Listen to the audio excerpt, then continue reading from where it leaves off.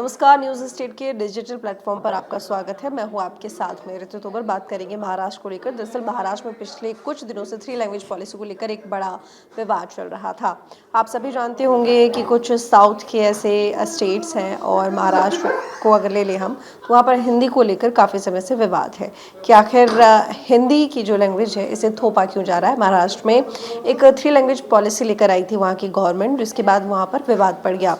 अब ऐसे में वो फैसला गवर्नमेंट ने वापस ले लिया है।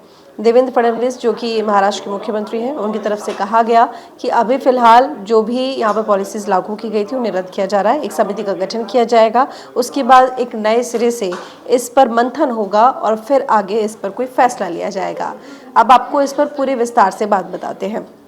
दरअसल 3 लैंग्वेज पॉलिसी के तहत ये फैसला लागू किया गया था वहाँ पर कि 1 से 5वीं क्लास तक के जो छात्र होंगे, स्टूडेंट्स होंगे, उनके लिए तीसरी लैंग्वेज के तौर पर हिंदी भी ज़रूरी होगी।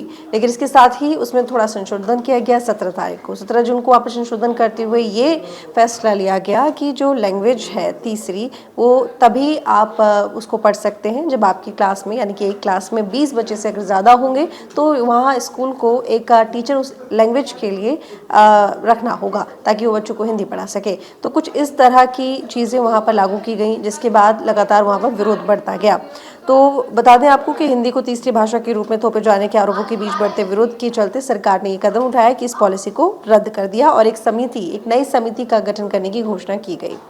मुख्यमंत्री देवेंद्र फडणवीस ने यह भी बताया कि ये निर्णय राज्य मंत्रिमंडल की बैठक में लिया गया है और उन्होंने कहा कि 3 लैंग्वेज पॉलिसी और इसके क्रियान्वयन के तरीके को लेकर डॉक्टर नरेंद्र यादव की अध्यक्षता में एक समिति बनाई जाएगी। इस समिति की रिपोर्ट आने के बाद ही नीति नई लागू की जाएगी। सीएम फडणवीस ने यह भी स्पष्ट किया कि जब तक समिति की सिफारिशें नहीं आती हैं, जब तक 3 लैंग्वेज पॉलिसी से संबंधित दोनों जीआर रद्द किए जा रहे हैं। उन्होंने कहा कि हमारे लिए मराठी भाषा केंद्र बिंदु है और हमेशा रहेगी। और इसके साथ ही राज्य सरकार ने एक संशोधित आदेश जारी किया था, जिसमें कहा गया था कि मराठी और अंग्रेजी माध्यम के स्कूलों में पहली से 5वीं कक्षा तक के लिए हिंदी जो है वो अनिवार्य रहेगी, जैसे कि मैंने आपको थोड़ी देर पहले जानकारी दी।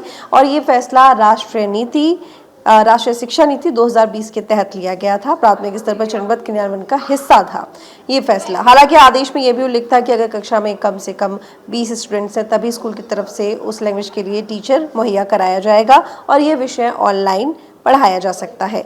महाराष्ट्र सरकार के इस कदम से विपक्षी पार्टियां नाराज हो गई, उन्होंने आलोचना करनी शुरू कर दी। उनका आरोप था कि सरकार क्षेत्रीय भाषाओं को नजरअंदाज कर रही है और साथ ही इससे राज्य की भाषाई विविधता और मराठी अस्मिता को नुकसान हो सकता है। राज ठाकरे के नेतृत्व वाली महाराष्ट्र नव निर्माण सेना यानी कि मनसे ने इस नीति के खिलाफ विरोध प्रदर्शन किया और साथ ही मराठी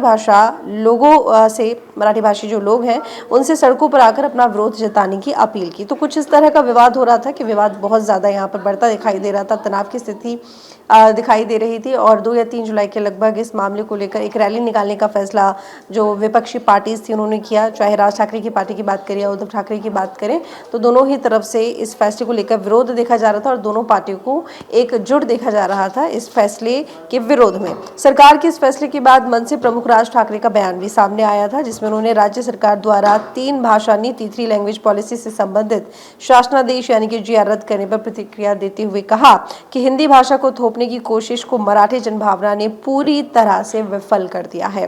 राज ठाकरे ने कहा कि ये देर से आई समझदारी नहीं बल्कि मराठी जनों के आक्रोश का ही असर है कि सरकार को पीछे हटना पड़ा है। सरकार हिंदी को लेकर इतनी हठधर्मी क्यों थी और उस पर ये दबाव कहां से था, ये अब भी एक रहस्य है। तो ये तमाम बातें विपक्षी पार्टीज की तरफ से कही गई हैं जब ये फैसला वापस लिया गया है। लेकिन देखिए, ये इतना आसान नहीं रहा होगा सरकार के लिए भी, क्योंकि सरकार ने जब इस पॉलिसी को लागू किया था तो कुछ सोच समझ कर लागू किया होगा। लेकिन जिस तरह से महाराष्ट्र में इसको लेकर विरोध होने लगा खासकर विपक्षी पार्टीज की तरफ से, तो उसके बाद सरकार को इस फैसले से पीछे हटना पड़ा, क्योंकि लोगों से, मराठी मानुष से अपील की जा रही थी, मराठी लोगों से अपील की जा रही थी कि वो भी एकजुट हो जाए।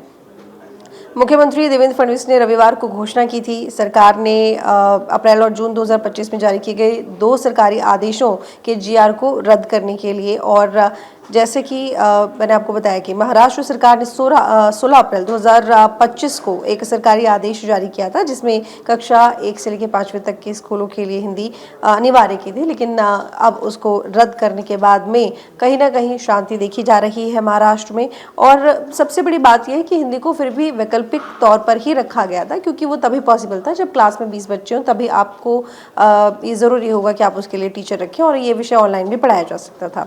हालांकि इस विवाद ने एक बड़े तनाव को जन्म दे दिया था और विपक्षी दल एकजुट हो गए थे, जिसकी वजह से ये कहा जा रहा था कि मराठी भाषा और महाराष्ट्रीय संस्कृति पर दबाव डाला जा रहा है। हम हिंदी भाषा का विरोध नहीं कर रहे हैं। उद्धव ठाकरे ने स्पष्ट किया कि हम हिंदी भाषा का विरोध नहीं कर रहे हैं, लेकिन हिंदी भाषा की जो अनिवार्यता है ये मराठी भाषा और महाराष्ट्रीय संस्कृति पर दबाव डाल सकता है, इसीलिए हमें इसका विरोध करना पड़ रहा है। विपक्ष ने इस नीति को मराठी अस्मिता के खिलाफ बताया, एक सुनियोजित कदम बताया। रविवार को मुंबई के आजाद मैदान में शिवसेना यूबीटी ने जीआर की प्रतियां जलाकर विरोध प्रदर्शन भी किया। उद्धव और राज ठाकरे ने 5 जुलाई को एक संयुक्त रैली निकाली और माफ कीजिएगा रैली निकालने की घोषणा की है। और वहीं एमएनएस प्रमुख राज ठाकरे ने दावा किया है कि कुछ उत्तर भारतीय आईएएस अधिकारियों का एक जो समूह है इस नीति को लागू करने के लिए दबाव डाल रहा है और वहीं इसे मराठी भाषा को कमजोर करने की साजिश भी बताया।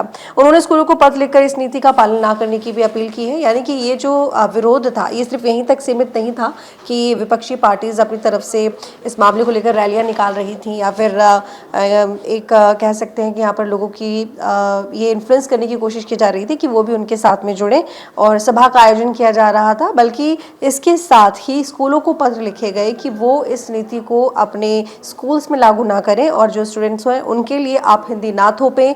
और जो मराठी मानुष को लेकर जैसे कि ये तमाम विपक्षी जो दल हैं जो कि राज्य स्तरीय दल हैं ये झंडा बुलंद रखती हैं, तो उन्होंने इस बार भी इस पॉलिसी के विरोध में कुछ इसी तरह की बातें कहीं और इसी तरह की नीति के साथ वो आगे बढ़ते हुए दिखाई दिए। मराठी भाषा सलाहकार समिति ने भी हालांकि इस नीति का विरोध करते हुए मुख्यमंत्री फडणवीस से इसे रद्द करने की मांग की थी। समिति ने तर्क दिया था कि प्राथमिक स्तर पर तीसरी भाषा की अनिवार्यता छात्रों के मनोवैज्ञानिक विकास और मराठी सांस्कृतिक पहचान को नुकसान पहुंचा सकती है, इसीलिए इसे रद्द कर देना चाहिए। अगर आपको इस भाषा को लागू करना है तो तीसरी भाषा को कक्षा 5 के बाद ही वैकल्पिक रूप से लागू कीजिए, क्योंकि देखिए ये प्राइमरी सेक्शन होता है 1 से लेकर 5वीं क्लास तक के जो स्टूडेंट्स होते हैं, उनके लिए अगर आप इस भाषा को अनिवार्य कर देते हैं तो कहीं ना कहीं जो मराठी सांस्कृतिक पहचान है वो आहत हो सकती है, उसको नुकसान पहुंच सकता है। इसीलिए आप 1 से 5वीं तक की जगह इसको आगे की जो क्लासेस हैं वहां पर आप इसको लागू करने की कोशिश करें, वो भी वैकल्पिक तौर पर। ये सजेशन दिया गया था मराठी भाषा सलाहकार समिति की तरफ से। हालांकि अब इसके बाद ये हुआ कि जब विरोध पुरजोर स्तर पर होने लगा तो सरकार ने भी ये सोचा कि क्यों ना बैकफुट पर आया जाए, एक नई समिति का गठन किया जाए। उसके बाद सोच समझकर विचार विमर्श करने के बाद मंथन के बाद ही इस पर फैसला लिया जाएगा और नई पॉलिसी लागू की जाएगी। फिलहाल आपको जानकारी कैसी लगी कॉमेंट करके जरूर बताइएगा, लाइक कीजिएगा, शेयर कीजिएगा। धन्यवाद। जहाँ भक्ति है हर शब्द में, कथाओं में छिपे हैं दिव्य रहस्य और ज्योतिष देता है जीवन को दिशा। धर्म से जुड़ी हर बातों को जानने के लिए हमारे चैनल स्तुति को सब्सक्राइब करें। चैनल पर जाने के लिए इस लिंक पर क्लिक करें।